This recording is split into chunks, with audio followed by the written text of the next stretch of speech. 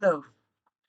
Well, let me first say that I consider it a big honor to address this student assembly, and that I have immense admiration and respect for your struggle, your perseverance and courage in this situation. The risk that you run by engaging in the present emancipatory struggle is huge and has already taken a terrible death toll. Historically speaking, and for some time now, student protests have played a particularly significant role in most of emancipatory movements. Although, of course, every movement or every struggle has its specificities and takes place in concrete situations that are not simply translatable from one context to another. So I know, or I believe, that we, the observers of what is going on in Iran, often have a somewhat distorted, simplified idea of the situation and the events, not rarely mixed with our own fantasies of emancipation and other things.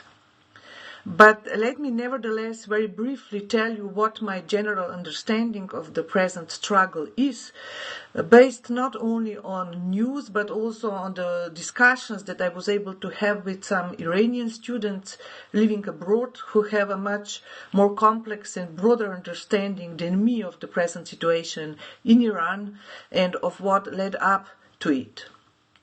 So obviously the death of Masha Amini was the event that triggered and set on fire the Iranian social tissue, which was already bursting with contradictions and injustices, not only regarding women, but also regarding socio-economic situation of the vast majority of people. Sanctions are an important factor, of course, but when talking about the Iranian conflict with the US and the sanctions, we should not forget the following. While Iranian government entered an ideological, cultural also conflict with the US and the West, they embraced at the same time the Western neoliberal capitalist model without much reserve, opting, for instance, for mass privatization and economic deregulation. So very much in line with the International Monetary Fund. So cultural and religious stakes were thus the only or almost only significant difference with the despised Western other, whereas economically it was rather a sameness or similarity that prevailed. And this similarity in economic politics has been every bit as devastating as the difference in religious politics, if not more.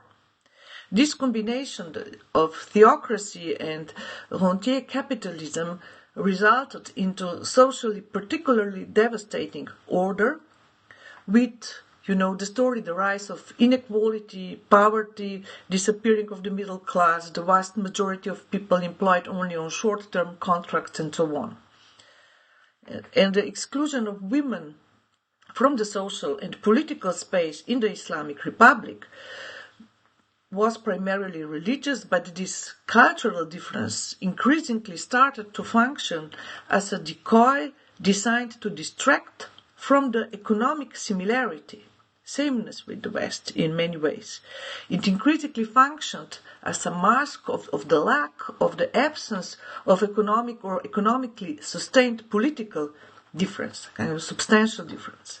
So women were literally forced to embody and display the big difference, which no longer had any tangible material basis. And so, very quickly put, a cultural difference quickly changed into forceful repression, because women were literally forced to more and more being the only embodiment of this difference.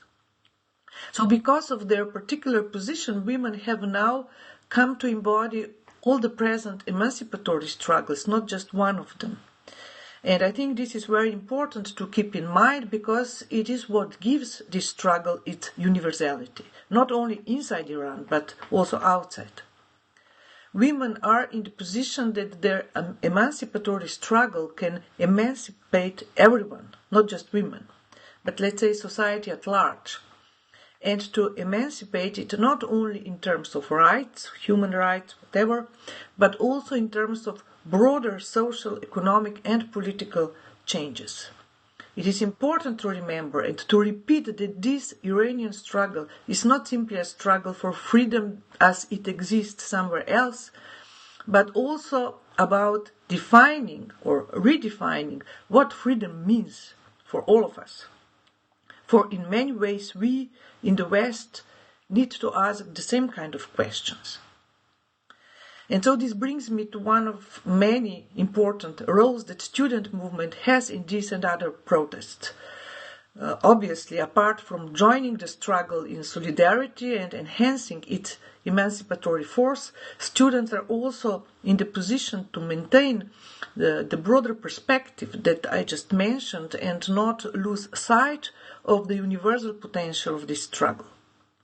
You are in the position to insist that the signifiers like life, freedom, get a concrete content that goes beyond both the neoliberal fetishization of democracy and against or beyond the autocratic or theocratic but no less capitalist responses to this fetishization of democracy.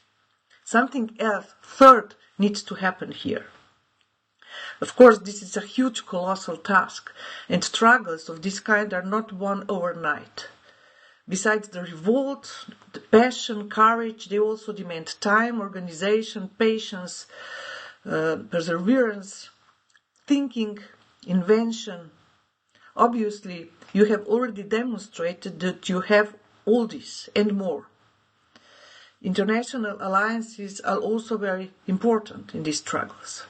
So let me simply conclude with expressing my full solidarity and support for whatever they are worth.